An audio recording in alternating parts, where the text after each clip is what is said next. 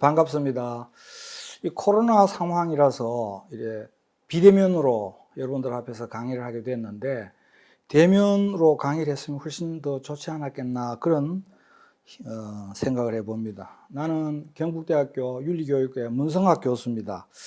오늘 여러분들하고 같이 공부라 그럴까?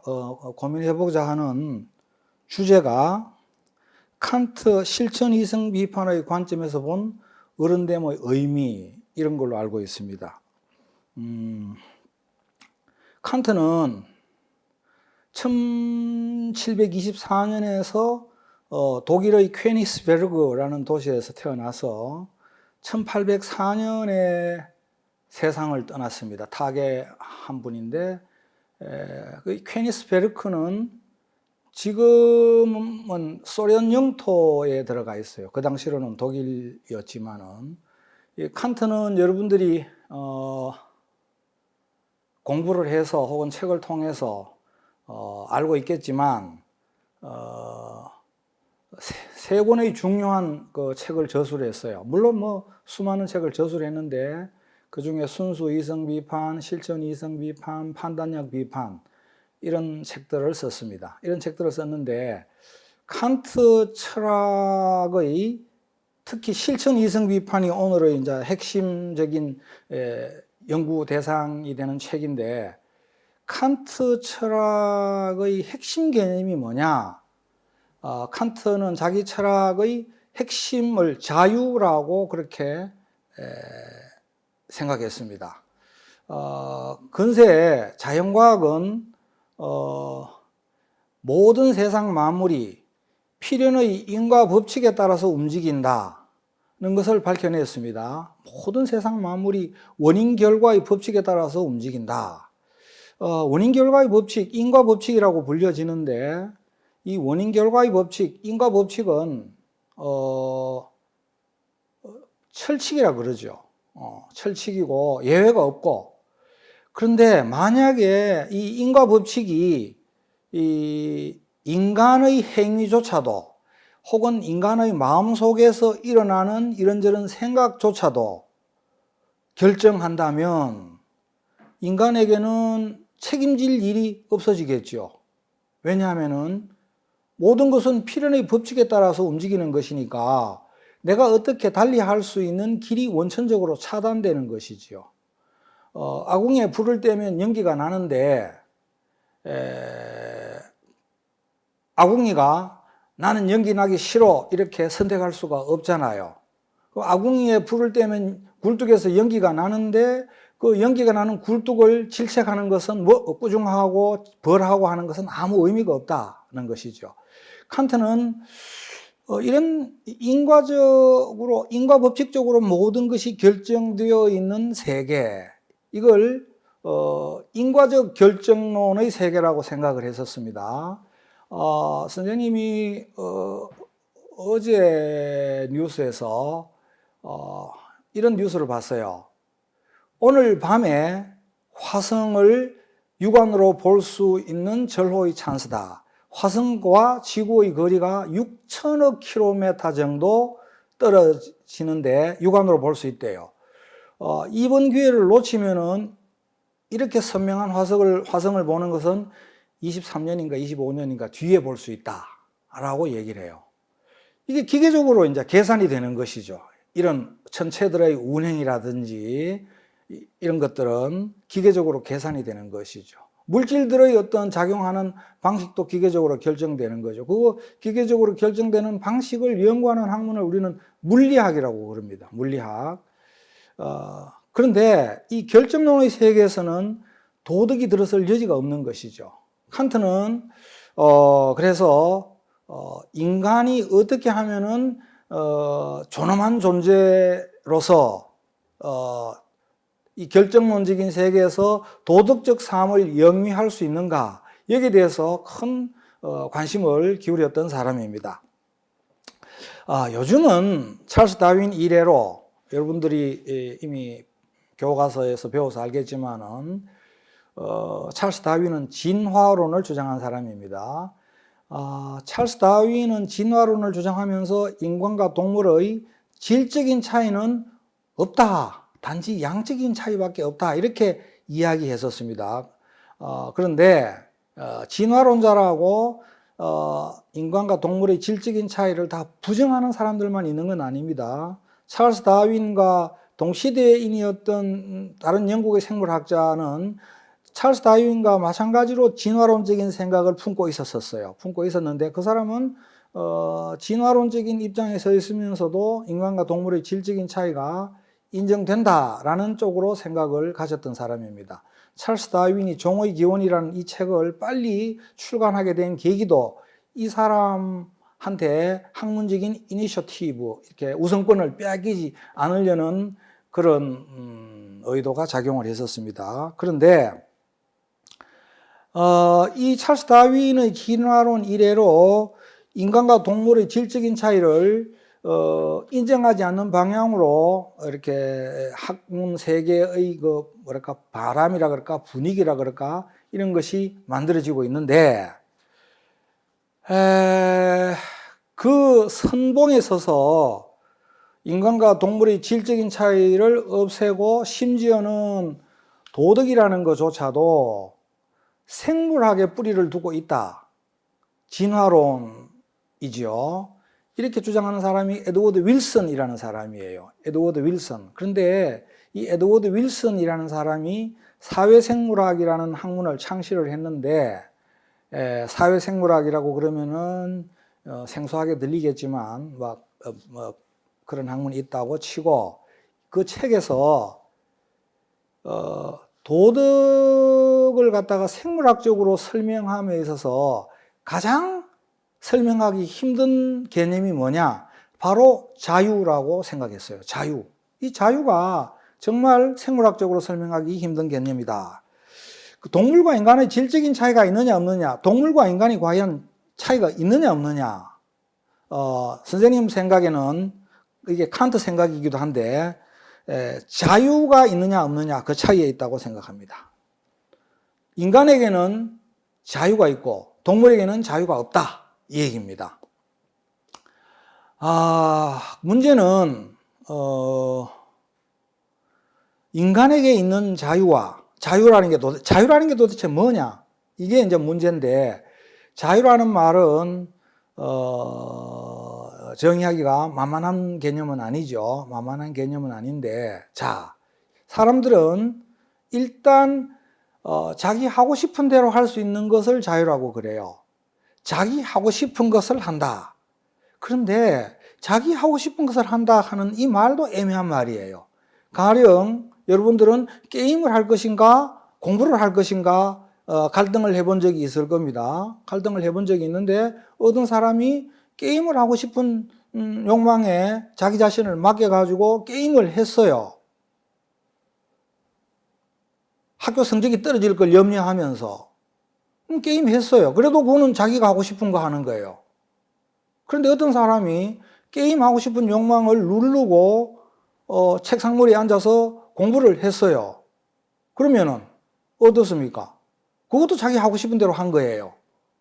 도대체 자기 하고 싶은 대로 하는 것이 애매한 말이라는 얘기입니다.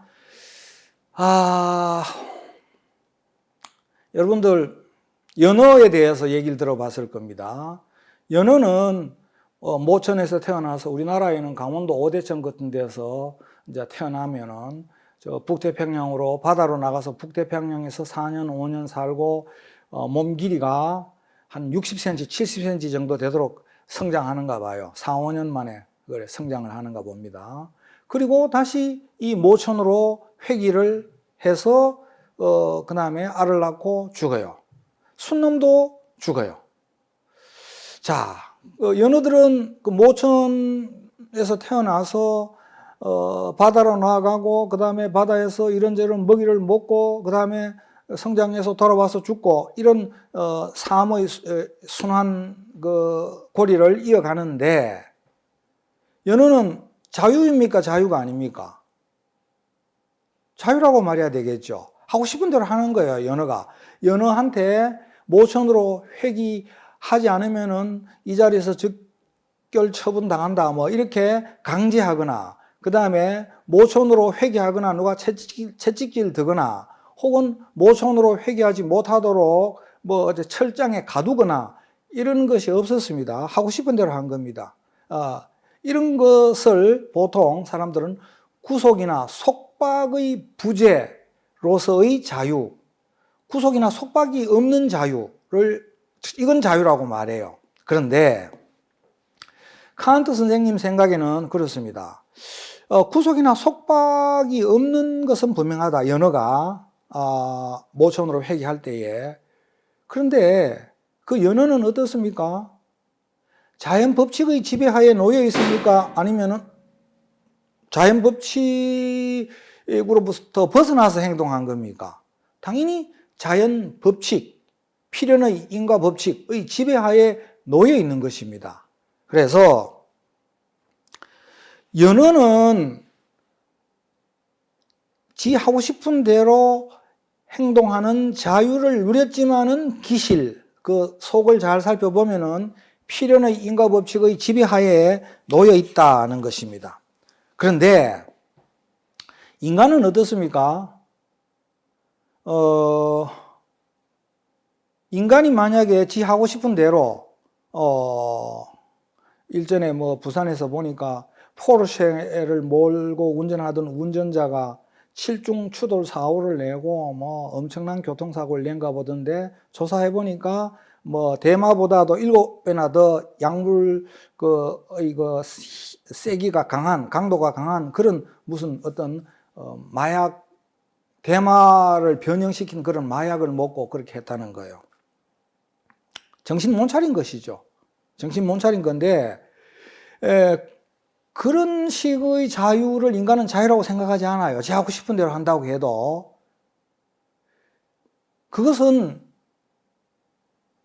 칸트의 입장에서 보면은 실천 이성 비판, 칸트의 입장에서 보면은 자기 자신을 자연 법칙에 종속시킨 필연의 인과 법칙에 자기 자신을 맡겨버린 그런 일이 되는 것입니다. 인간은 칸트 생각에는 자연 법칙 이 내부적인 어떤 욕망, 먹고 싶고 자고 싶고 기타 등등 이런 거 생물학적인 욕망들 있지 않습니까? 이런 자연 법칙을 충족시키고 그 자연 법칙에 따라서 그 욕망에 따라서 살고 싶은 욕구도 있지만 다른 한편으로는 이렇게 사회적인 룰 혹은 내가 내 자신에게 다짐한 룰이 있을 것입니다. 나는 뭐 내일 아침부터 7시에 일어나서 조깅을 30분 동안 하고 학교에 갈 거야 라든지, 안 그러면은 살이 너무 많이 찌는 학생들의 경우에는 이제 밥을 먹을 때마다 밥 반 공기씩만 먹을 거야 라든지 이런 룰을 정합니다. 자기 삶을 규제하는 룰. 그런 룰 사이에서 사람은 갈등을 하는 존재라는 거예요.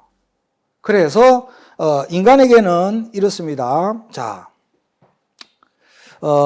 연어가 자유롭게 모촌으로 회개하면서 누리는 그런 자유는 인간이 누리는 자유하고는 다른 것이다.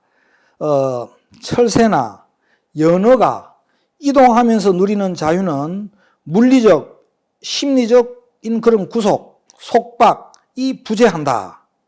그렇지만 그것은 아까 선생님이 얘기했듯이 자연 법칙에 철저하게 지배받고 종속되어 있는 자연 법칙의 노예 상태다. 그러나 인간이 자신의 삶을 규제하는 삶의 법칙을 스스로 행사하는 그런 자유는 가령 그런 자유는 이런 자유라고 그랬습니다. 내일 나는 수학 공부가 부족해. 그래서 아침에 5시에 일어나서 이제부터 수학 공부를 보강하고 수학을 1시간 동안 보강하고 학교에 등교할 거야. 이렇게 삶을 스스로 규제하는 삶의 규칙을 스스로 정했습니다. 이때 이런 규칙을 남이 강제해서가 아니고 이렇게 정할 때에 이 자유는 심리학적인 관점에서 말하면 대단히 구속의 상태예요. 왜? 어떤 의미에서 구속이냐? 잠자고 싶고 게으름 피우고 싶은 그 욕망, 그걸 멀리 해야 되고 그것이 힘든 거잖아요. 그래서 인간이 누리는 이 행사하는 자유는 심리학적 관점에서 말하면은 속박이고 구속이에요. 동물들의 경우에는 하고는 정반대죠. 동물들의 경우에는 자유이지만은 알고 보면 자연 법칙에 종속되어 있다. 근데 인간의 경우에는 속박이지만 사실은 인간이 자기 삶을 규제하는 삶의 방식을 스스로 정한 것이기 때문에 그것은 자유이다, 이런 얘기입니다. 그래서 인간에게 있는 자유라는 것이 동물들에게 있는 자유하고는 다른 것이다. 동물들에게는 결국은 자연 법칙에 종속된 상태를 말하는 것이다. 인간은 자연 법칙에 종속되지 아니한 자기 규제의 그런 측면, 스스로 규제하는 그런 측면이 있다. 그래서 인간과 동물의 차이는 자유가 있느냐 없느냐 그 차이다. 그런데 자, 이 자유가 인간에게 도덕의 지평을 열어 보인다. 이게 무슨 얘기냐? 최근에 희대의 탈주범 몇 개월 동안 감옥에서 탈출을 해서 도망자 생활을 했는지 모르겠는데 70 몇 개월 가는 것 같았어요. 최장수 탈주범이었대요. 신창원이라는 사람이 있어요. 그런데 이 사람이 이 감옥에서 뭐 심리학을 공부한다든가 그렇게 해서 자기하고 비슷한 처지에 있는 사람들에게 도움 주기 위해서 그 공부를 한대요. 그러면서 자기 자신을 뉘우치는, 후회하는 그런 말을 했어요. 나는 사실은 죽어도 전혀 아깝지 않은 사람이다. 인간이 그런 인간이다, 이런 얘기죠. 그럼에도 불구하고 이렇게 생명을 이어가는데 앞으로 좋은 선한 삶을 살겠다, 그런 얘기입니다. 자, 그런데 우리가 신창원에 대해서 혹은 지존파 살인사건도 있었는데 여러분들은 들어보지도 못했던 살인사건일 거예요. 사람들을 살인하고 그냥 원한 감정이 있는 사람들이 아니에요. 불특정 어떤 다수, 돈 많은 사람들에 대한 적개심 때문에 무슨 서울의 유명한 그 백화점에서 매출 순위가 높은, 소비 순위가 높은 그런 사람들을 납치해가지고 살해하고 지들이 만든 사설 개인 화장 소각터까지 만들었어요. 그래서 그것을 완전히 소각해가지고 없애버리는 그런 살인, 엽기적인 살인을 했는데 이 지존파 사람들도 이제 있고 흉악범들 많잖아요. 그런데 우리가 이런 생각을 보면 어떨까요? 만약에 선생님이나 지금 이 강의를 듣고 있는 여러분들이나 그 지존파나 신창원과 똑같은 부모를 만나고 똑같은 교우관계, 똑같은 교육, 똑같은 인간관계, 똑같은 가정환경, 그 다음에 혈액형, 기타 모든 걸 DNA, 이 모든 걸 똑같이 물려받고 똑같은 상황에 처한다면 그러면 여러분들이나 내나 똑같이 그 사람들처럼 흉악한 살인범이 될 수밖에 없다고 가정을 해봐요. 쉽게 얘기해서 신창원이나 지존파 살인자들에게 자유가 없다고 가정해본다, 이런 얘기입니다. 그러면 어떻게 됩니까? 우리가 그 사람들을 비난할 수 있겠습니까? 비난하기 힘들어지겠죠. 왜냐하면은 단지 놓여있는 처지와 상황이 달랐을 뿐이지 나도 그 상황에 놓이면 그렇게 된다. 그러면은 또 거꾸로 생각해 볼 수 있습니다. 테레사 수녀같이 훌륭한 분이 있는데 여러분들도 테레사 수녀 같은 그런 가정환경, 교육, 그 다음에 DNA, 인간관계 이런 것을 다 받고 똑같은 상황과 처지에 놓인다고 한다면 테레사 수녀님 같이 그런 훌륭한 일을 누구나 그렇게 하게 된다면 테레사 수녀님의 선행은 칭찬받을 만합니까? 그것도 칭찬받을 만한 일이 아닌 것이 되어버립니다. 왜냐하면 기계적인 일이니까. 결국은 우리가 남을 도덕적으로 평가하고 비난하고 이런 거를 합니다. 그 사람, 그 인간 그잖아. 저런 거는 지옥도 아까워. 이렇게 얘기하고 비난하고 죽어도 싸. 이렇게 얘기를 합니다. 선생님은, 사형제도에 대해서 반대하는 사람인데, 내가 선생님의 그 개인적인 소신이 흔들리는 경우가 종종 많이 느껴요. 왜 저 사람이 저런 인간을 인간이라고 부를 수 있겠나? 저거 악마가 아닌가? 이런 생각이 들 정도로, 그럴 정도로 이 세상에는 사악하고 극악무도한 사람들이 많이 있잖아요. 많이 있는데, 어찌됐건 그런 비난의 행위는, 비난을 할 때는 어떤 전제를 가지고 있느냐? 내가 너 같은 처지에 놓였다 하더라도 나는 너처럼 그런 식으로 사악한 행동을 하지는 않아. 그런 사악한 행동을 하지 않을 자신이 있어. 뭐 이런 얘기인 것이죠. 달리 말하면은 너는 그 상황에서 지존파건 신창원이건 혹은 유영철이건 뭐 여성을 16명이나 연쇄살인한 유영철이건 너는 그 상황에서 달리 행동할 수 있었어. 이 얘기입니다. 남을 비난하는 거, 이것은 그 사람이 도덕적으로 비난받을 때에 달리 행동할 수 있었음을 전제로 하는 거고, 나도 달리 행동할 수 있었을 것임을 가정을 하는 것이죠. 그래야 비난 행위가 가능한 거 아니겠습니까? 그래서 자유가 없다면은 도덕이라는 것이, 도덕적 비난 행위나 칭찬 행위가 불가능하게 되는 것이죠. 그래서 칸트는 이런 말을 했습니다. 자유는 도덕 법칙의 존재의 근거다. 무척 어렵게 들리는데, 자유가 없다면, 인간에게 자유가 없다면 도덕은 존재할 수 없다, 이런 얘기입니다. 도덕적 평가, 비난 이런 거는 존재할 수 없다, 이런 얘기입니다. 첫 번째, 이제 아까 동물과 인간의 결정적인 차이는 자유다, 이 얘기를 했습니다. 그 다음에 두 번째는 그때 자유다 그랬는데, 이 자유의 의미는 지 기분 내키는 대로 하고 싶은 대로 구속이나 속박의 부재로서의 자유는 아니다는 말을 했습니다. 구속이나 속박의 부재로서의 자유는 아니다. 그러면 그 자유는 뭐냐? 자기 삶을 자기 스스로 규제하는 어떤 능력, 그리고 그 자기 삶을 자기 스스로 규제해놓고 거기에 따르는 능력, 그걸 갖다가 자기 통제 능력이라 그러죠. 자기 통제 능력, 셀프 컨트롤, 자기 규제, 셀프 레귤레이션, 자기 규제, 자기 통제라고 그러죠. 그런 능력으로서의 자유를 말하는 것이다. 살이 너무 찌면 나는 이제 살 너무 많이 찌니까 밥 적게 먹어야 되겠어, 운동해야 되겠어, 이런 거 말입니다. 그 다음에 뭐 영어 공부가 부족하면은 이제 오늘부터 하루에 3개씩 영어 단어 부지런히 외우겠어, 이런 거. 이런 게 자기 규제거든요. 그 다음에 그런 자유가 있기 때문에 인간에게 도덕적 지평이 열린다. 당연히 다른 동물들에게는 도덕이 없겠죠. 인간이 생각하는 그런 도덕은 없습니다. 뭐 좀 더 복잡한 얘기를 할 수 있겠지만 해야 되는데 선생님이 생략하고 넘어가도록 하겠습니다. 자, 그래서 인간은 자유를 경험을 하는데 어떤 식으로 경험하느냐?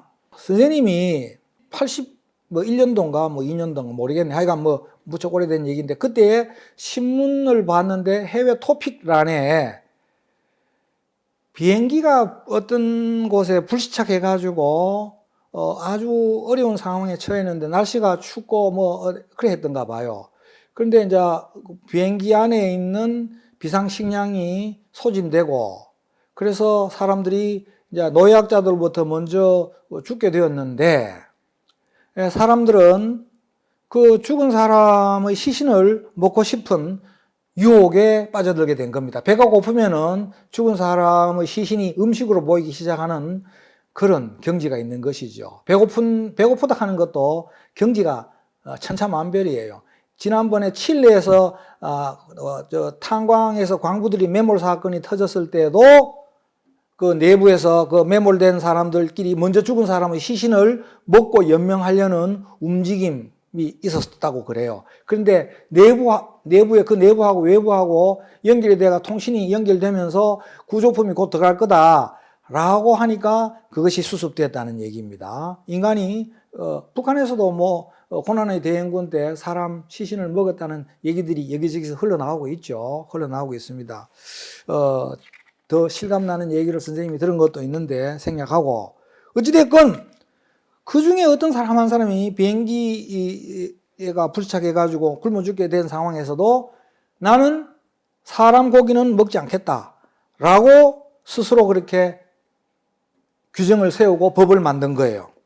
그래서 이렇게 자기 배고프면 음식을 먹는 것, 이것은 필연의 법칙입니다. 사실은 배가 고프면 음식을 먹는 것은 필연의 법칙입니다.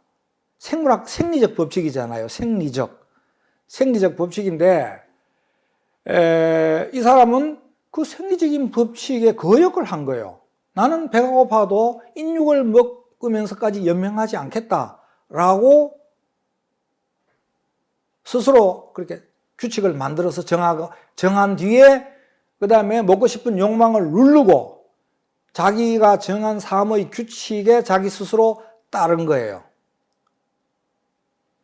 이것이 자유의 경험이라는 얘기입니다. 이게 자유의 경험인 것이죠. 이게 쉬운 게 아닌 거지. 왜 보면은 쉽게 느껴지지 않는 경험이기도 해요. 우리나라에서도 최익현 선생이 대마도에서 굶어 죽은 얘기가 유명하죠. 일본에 저항하고 일본에 반대하는 그런 강력한 항의의 뜻으로 일본 땅에서 나는 일체 먹지 않겠다. 이렇게 해서 굶어 죽었다고 그래요. 그것도 자기 스스로 정한 것이죠. 두 번째 자유의 경험은 어떤 것이냐? 아까도 얘기했듯이 비난을 해요. 사람이 다른 사람을 비난하고 욕하고 합니다. 약속을 어긴 사람, 상습적으로 약속을 어기는 사람, 그 다음에 남을 사기치고 덩치는 사람, 그 다음에 살인하는 사람, 상해를 입히는 사람, 세상에는 이상하고 회개망측한 사람들이 하도 많은데 요즘은 그런 것들을 다 이제 질병 차원에서 접근해가지고 치료를 해줘야 되는 게 아닌가 이렇게 얘기를 하는데 그렇게 얘기하면은 이제 그것도 일리 있는 얘기인데 그러면은 감옥에 갈 사람은 없고 병원만 자꾸 늘려야 되겠죠. 근데 자기 자신이 스스로에게 사실은 책임져야 돼요. 자, 그러니까 첫 번째 자기 삶을 규제하는 삶의 규칙을 스스로 정하는 것, 그것이 자유의 경험이다. 두 번째, 비난하고 칭찬하는 것, 그것도 자유의 경험이다. 자유가 없으면은 우리는 비난하거나 칭찬하는 것이 의미 없는 일이 되거든요. 의미 없는 일이라기보다도 불합리한 일이 된다는 겁니다. 나도 그 상황에 놓이면 살인하게 될 텐데 내가 살인자를 비난하는 것은 불합리한 일이잖아요. 자유의 경험 세 번째는 뭐냐? 인간은 약속을 해요. 약속할 수 있는 동물이에요. 길 가는 길에서 흩어져 다니는 돌멩이들은 이 사람 발길에 채이고 저 사람 발길에 채이고 이렇게 필연의 법칙에 따라서 굴러가기 때문에 약속을 할 수가 없어요. 약속과 관련해서 선생님이 좀 더 얘기가 걸리겠지만은 약간 그래도 압축해서 재미난 얘기를 하나 하겠습니다. 치타 형제가 있었는데 합동해서 사냥을 했어요. 사냥을 했는데 사냥을 너무 열심히 하다가 결국은 이 형제가 흩어지게 됐어요. 이산가족이 된 거야. 근데 동생 치타가 형을 애타게 이제 찾았어요. 찾다가 사자 영토 안에 들어갔어요. 사자 영토 안에 들어갔는데 사자가 치타를 절대로 따라잡을 수는 없죠. 사자는 빨리 달려도 시속 60km하고 치타는 시속 111km 혹은 그 이상 달린다는 얘기도 있어요. 그런데 살금살금 다가가서 급습하니까 결국은 치타가 사자한테 물린 거예요. 치타가 이제 넋을 놓고 형만 찾아가지고 형을 찾다가 사자가 다가오는 것을 눈치채지 못한 거죠. 그런데 이제 치타지도 이제 육식 동물이니까 발버둥 치니까 일단 사자가 나왔어요. 엉덩이를 물었어요. 그런데 치타가 쩔름거리면서 가는데 또 따라가서 치타 목을 또 물었어요.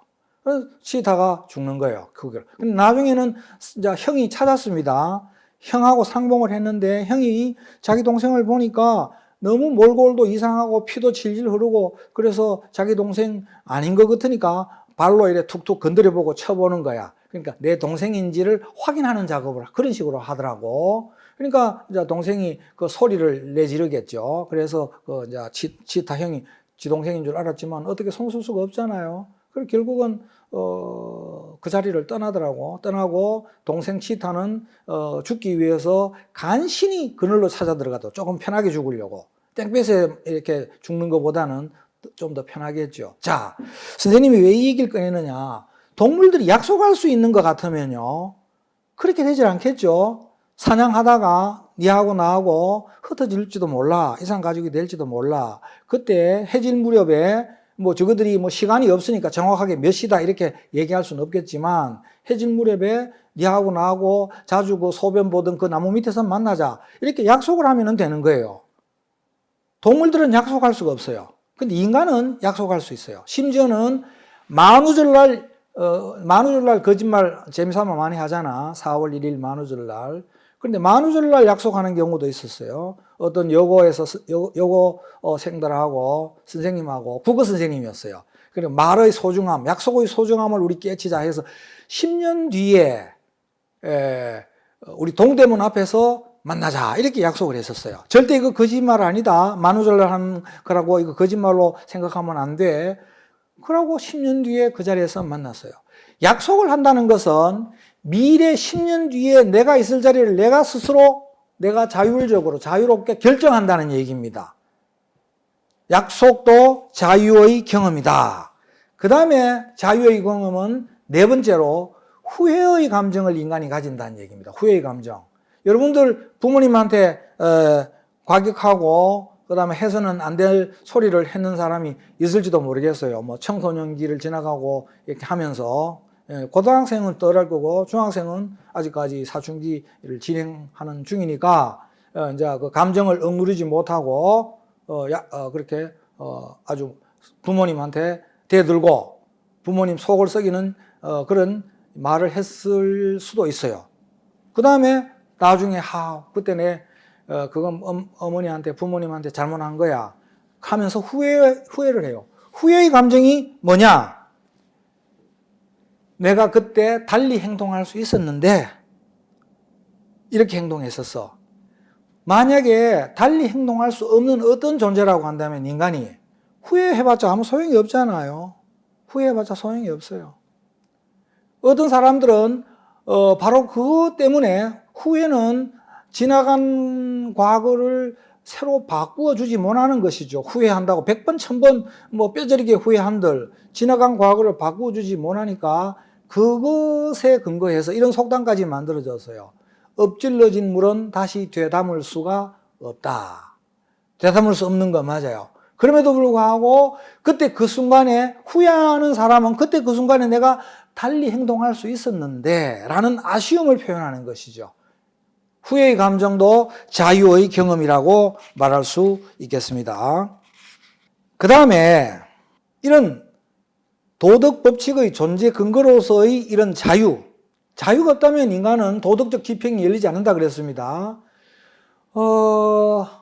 우리 자연계 속에는 도덕이 없습니다. 거기는 다 필연의 법칙이 지배하니까.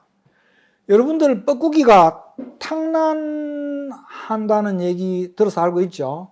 탕난? 그런데 뻐꾸기는 이제 조그만한 새, 유럽 개개비 같은 새의 둥지에 그 개개비가 알을 놓으면은 달아서 자기 알을 거기에 몰래 알을 낳아요. 그럼 개개비는 지 새끼인 줄 알고 열심히 키워요.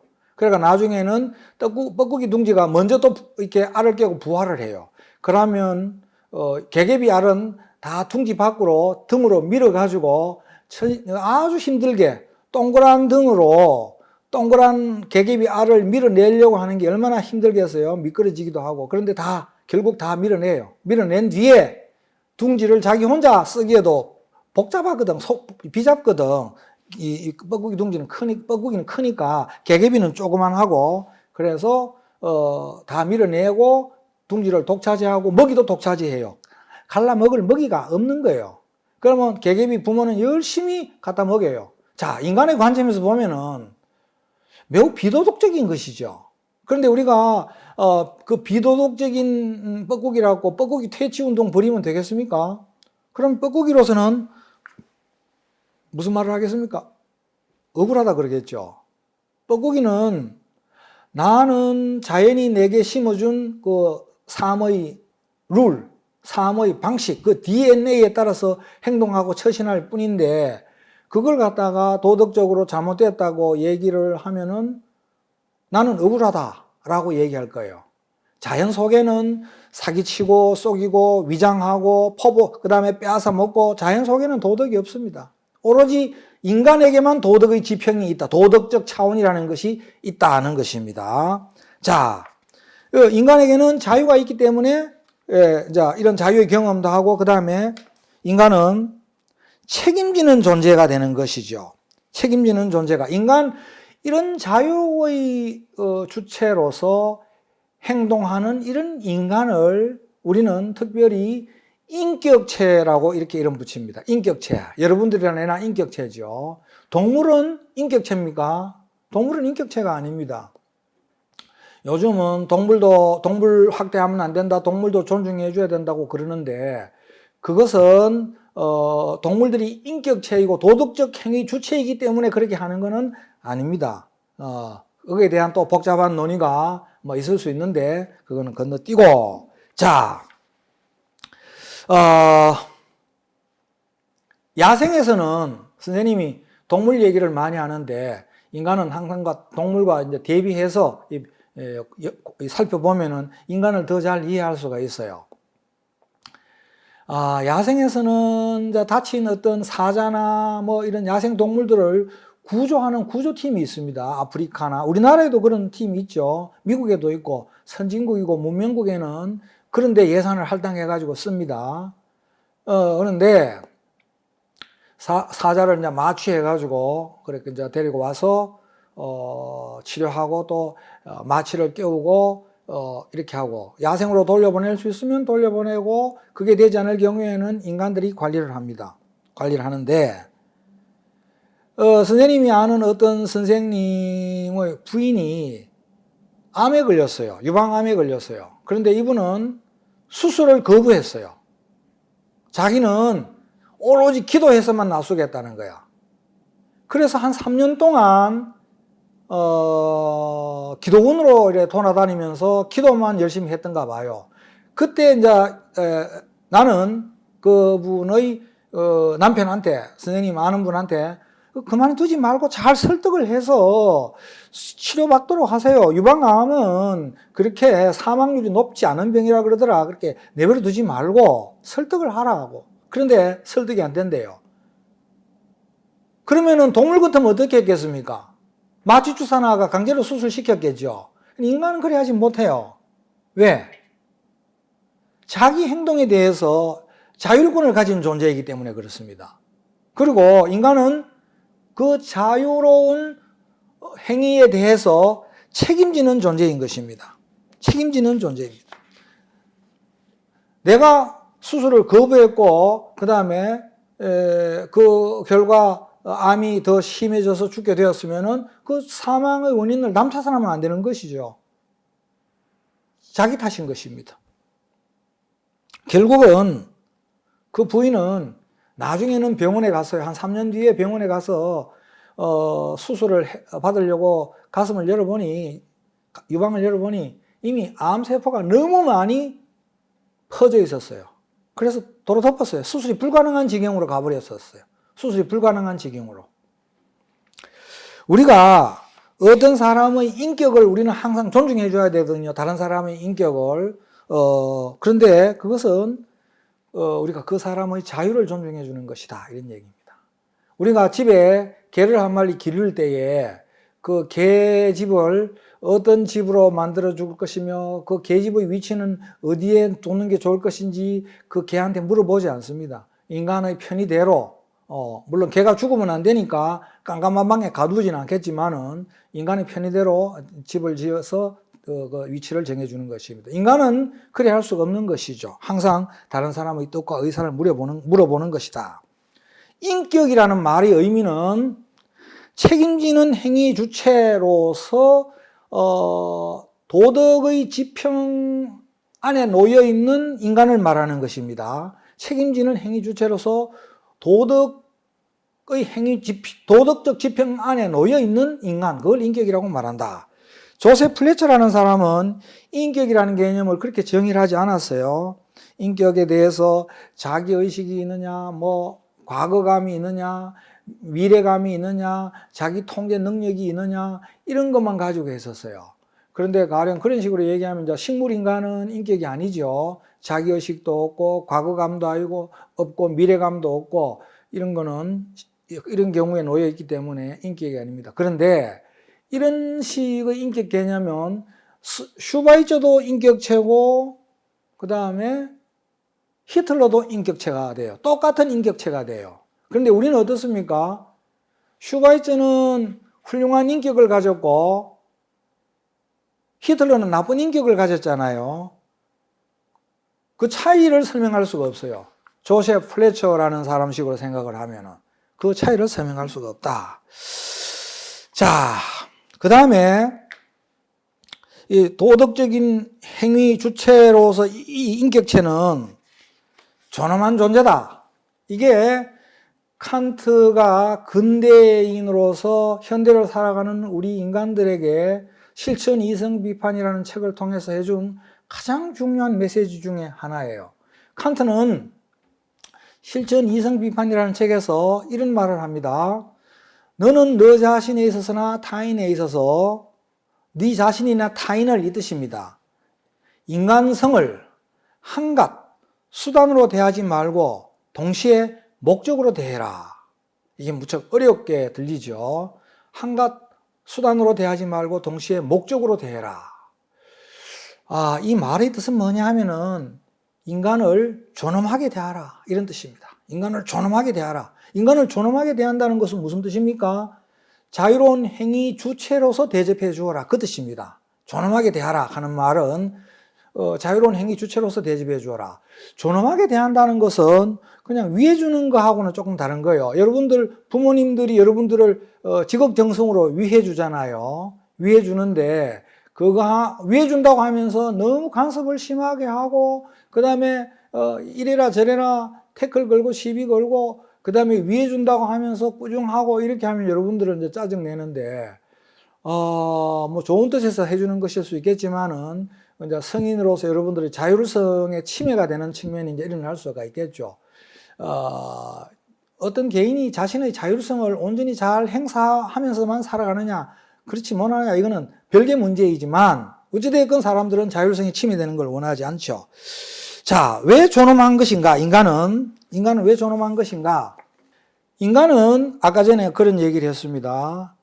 도덕적 행위 주체다. 인간에게만 도덕의 지평이 있다 그랬습니다. 자연 속에는 도덕의 지평이 없다. 자연을 우리는 도덕적 평가의 대상으로 삼을 수 없단 말입니다. 탕난하는 뻐꾸기를 도덕적 평가의 대상으로 삼을 수 없고, 하이에나는 시체 뜯어 먹고 하는데 우리는 사실은 인간적인 관점에서 인간의 관점에서 하이에나를 싫어해요. 그런데 하이에나로서는 억울한 일이죠.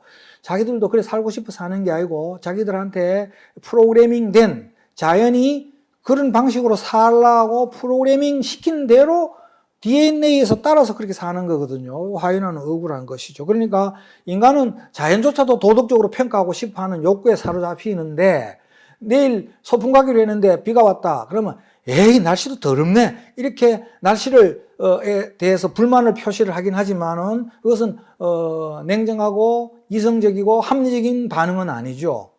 자연은 도덕적 평가의 대상이 아니다 하는 것입니다. 자, 그런데 인간은 오로지 평가한다 이런 얘기입니다. 평가한다. 인간이 쉽게 얘기하면은 평가의 주체예요. 인간은 평가의 주체예요. 인간 이외의 이때 인간은 유적 존재로서 인간을 말합니다. 물론 인간 대 인간끼리는 얼마든지 평가할 수 있어요. 그 사람 나쁘다, 좋다. 그 사람 아주 신뢰할 수 없는 사람이야, 사기꾼이야. 그 다음에 그 사람 이기적인 사람이야. 기타 등등 평가할 수 있습니다. 그런데 그런 인간과 인간들 간에 벌어지는 상호 도덕적인 평가 말고 그 사람 부자야, 이런 사실적인 평가도 할 수 있겠죠. 부자야라는 것은 평가가 아니고 사실에 대한 진술이겠네요. 그런데 인간은 이 평가의 주체입니다. 인간 이외의 모든 삼라만상은 평가의 객체인 것이죠. 칸트는 이렇게 얘기했습니다. 인간 이외의 모든 존재는 평가의 객체로서 가격을 가진다. 가격. 그렇지만은 인간은 가격을 가질 수가 없다. 인간은 가격을 가질 수가 없다. 인간은 가격을 가질 수 없는 이유가 분명해요. 인간은 가격 매겨질 수 없는 존재라는 거예요. 여러분들이 선생님이 지금 여기에서 얘기하는 이걸 갖다가 좀 잘 유념해서 들었으면 좋겠어요. 요즘 사람이 귀하고 중한 줄 몰라요. 인간 존중 정신, 인간 존엄성 사상이 많이 퇴색하고 있다는 거예요. 그래가지고 심지어는 7살짜리 그 아이를 자기 친아들이 아니라고 여행용 가방에 집어넣어가지고 자크를 잠그고 거기다가 살려달라고 하는데도 불구하고 뜨거운 김을 이렇게 쏴 부었다 그러던가 그리고 결국은 그 아이가 질식사 당해 죽고 그다음에 자기 자식들을 관리를 제대로 안 해가지고 형제 둘이서 라면 끓여 먹다가 불 나가지고 형이 동생 살린다고 그래가지고 형이 화상을 심하게 입고 동생도 내장 화상을 많이 입었다 해. 내장 화상. 뜨거운 공기를 흡입하면은 그만 내장이 이제 익는 거지요. 그 뜨거운 공기로 말미암아 그걸 내장 화상이라고 그러는가 봐요. 그 다음에 살인 사건도 자주 일어나고 이게 다 이게 인간 존엄 사상하고 거리가 먼 거잖아요. 인간이 존엄한 건데 왜 존엄한 건지 지금 내가 선생님이 얘기를 하는 거예요. 인간은 가격 매겨질 수 없어요. 인간이 가격 매겨지면은 그것은 어떻습니까? 인간 외의 모든 사물은 가격 매겨질 수 있다 그랬어요. 책은 얼마고 손은 얼마고 심지어는 전 지구의 지구상에 매장된 석유는 가격으로 계산하면 얼마다 이렇게 가격 매겨지는 거예요. 가격 매겨지는 거예요. 인간은 가격 매기는 주체지 가격 매김을 당하는 객체는 아니다 하는 것입니다. 도덕적인 평가는 받을 수 있겠죠. 그런데 인간은 보고 너는 5만 원, 너는 10만 원, 너는 5억, 20억 이렇게 가격 매겨질 수 있는 존재는 아니라는 겁니다. 인간은. 왜? 만약에 인간이 그런 식으로 가격 매겨진다면 인간은 정의상 아까 얘기했잖아요. 가격 매겨지는 것은 사물이라 그랬어요. 인간이 사물이 되어버리는 거예요. 물격이 되는 거예요. 물격. 인격이 아니고 인격체가 아니고 물격체가 되어버린다. 물격. 인간이. 그러니까 인간은 가격 매겨질 수 없는 존재예요. 인간은 평가의 주체지 평가의 객체가 아니다. 그런데 칸트는 가격 매겨질 수 없는 인간의 이러한 고유한 특성을 인간은 존엄하다라는 말로 표현했어요. 달리 말하면은 인간은 가격을 초월해 있는 존재다 이 말입니다. 가격을 초월해 있는 존재다. 인간은 가격 매겨질 수 없는 존재다. 인간은 무한한 가격을 가진 존재다.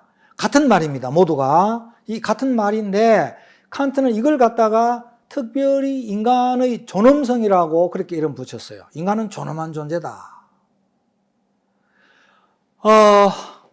여러분들이 나중에 이제 시집 가고, 여학생들도 있었으니까 그렇겠는데, 장가도 들고 시집 가고, 애를 낳으면은, 그 낳은 아이의 생명을 50억 하고 바꾸겠습니까?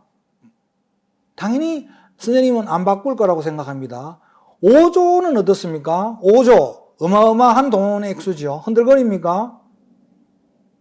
안 바꾸겠지. 사실 5조가 필요도 없어요. 평생 살아가는 데는. 인간다운 삶을 살아가는데 5조 필요도 없어요. 만약에는 새가, 중국 고전에 그런 얘기가 나온다 그러지, 새가 그 넓은 숲에 머무더라도 지가 앉아서 쉬는 둥지는 나뭇가지 하나라고. 그렇지. 5조가 필요가 없어요. 5조 아니라 50조도 바꿀 수가. 그러니까 여러분들이 부모님들에게 그런 어마무시한 중요성을 가진 존재라는 것. 그 다음에 지 자식이 그런 존재라는 걸 못 깨우친 부모들이 많아요. 그게 문제지. 여러분들은 존엄한 존재라는 것을 깨우쳐야 돼요. 인간은 존엄하다. 그런데 인간이 가격 매겨줄 수 있다고 한번 생각해 봐요. 얼마나 비참하겠어요. 가령 죽은 참치도 일본에서 25억에 팔린 경우가 있습니다. 그러면 살아있는 인간이 죽은 참치가 25억에 팔렸는데 너는 5억짜리야. 그러면 이 참치카만 못하잖아. 죽은 참치카만. 너무 자존심 상하는 일이죠. 인간은 가격을 초래하는 무한한 가격을 가진 존재라는 거. 그 다음에 가격을 매길 수 있는 존재. 옛날에는 노예처럼 노예를 사물로 다룬 거예요. 그러니까 재산으로. 그건 잘못된 것이죠. 그런데 가격을 매길 수 있다고 한번 생각해 봅시다. 아인슈타인 박사는 5조, 경북대학교 문성학 교수는 1억. 이렇게 매겨진다면 내 같은 사람이 몇 명 죽어야지 아인슈타인 박사 한 사람하고 맞먹겠습니까? 1억이 만 개가 1조니까 5만 명 죽어야 되지. 그러면 그렇게 인간의 생명을 비교하는 게 아인슈타인 박사는 위대하고 훌륭한 분이지만은 이게 아무런 그렇지만은 그래 비교하는 거는 우리 상식이 아닌 것이죠. 상식이 아닌 것이다. 그래서 인간은 존엄한 존재다. 서양 속담에 이런 말이 있습니다. 인간이 입을 수 있는 가장 고상한 의상은 자존심이다. 이런 말을 했습니다. 자존심이 밥 먹여주냐라고 그러는데, 그런 심리학적 자존심 말고, 지금 선생님이 여러분들한테 얘기하는 거는 인간이 인간으로서 기본적으로 가지는 인간의 존엄성에 관한 얘기고, 인간의 자존감, 철학적 자존감에 대해서 얘기하고 있는 겁니다. 이 철학적 자존감에 대해서, 얼 쇼리스라는 희망의 인문학자가 있었는데, 노숙인들 붙잡아가지고, 노숙인들 서울역에 가보면 막 있는데, 그 사람들 합숙시키는 그런 시설로 데리고 가면은 그 사람들 튀어나온대요. 셀프 레귤레이션, 자기 규제가 안 되는 사람들인 거라, 그 사람들은. 그래서 간섭받는 게 싫은가 봐요. 그러니까 그 사람들은 그냥 속박이나 구속의 부재를 좋아하는 거라. 그게 동물적 자유예요, 그게. 그게 동물적 자유인데, 그 사람들한테는 빵하고 뭐 숙소를 제공해줘 봤자 소용이 없어요. 그래서 얼 쇼리스가 그 사람들한테 플라톤의 국가론을 같이 읽고 단테의 신곡도 읽고 인문학적인 공부를 시켰어요. 그걸 통해서 얼 쇼리스라는 사람이 한 게 뭐냐, 그 노숙인들 속에 묻혀버린, 잠자고 있는 인간으로서의 그 존엄성, 인간으로서의 철학적인 아까 그 자존감, 그거를 다시 살려낸 거예요. 그게 중요한 거예요. 인간은 항상 그거를 잃지 말아야 된다 하는 인간으로서의 자존감. 그리고 인간으로서 인간은 그런 존재니까 그렇게 귀하게 대접해 줘야 돼요. 서로가 서로를. 그 다음에 그렇게 귀하게 대접받으려면은 그렇게 대접받을 행위를, 도덕적인 차원에서 살아가야 되는 것이죠. 그런 귀하게 대접받을 짓을 해야 된다. 이런 얘기입니다. 자, 그래서 지금까지는 칸트에 대한 얘기들을 선생님이 쭉 풀어서 했습니다. 그 다음에 조금 쉬었다가 하는 게 좋을 것 같아요. 조금 쉬었다가 이 칸트의 이 자유의 개념에서부터 어른이 된다는 게 도대체 뭔가? 여러분들은 지금 청소년기니까 과도기적인 상태잖아요. 여러분들한테 이 얘기가 필요할 것 같아서 선생님이 이 주제를 택했습니다. 그래서 어른이 된다는 것의 철학적 의미에 대해서, 뭐 법률적 의미 뭐 이런 거 말고에 대해서 살펴보려고.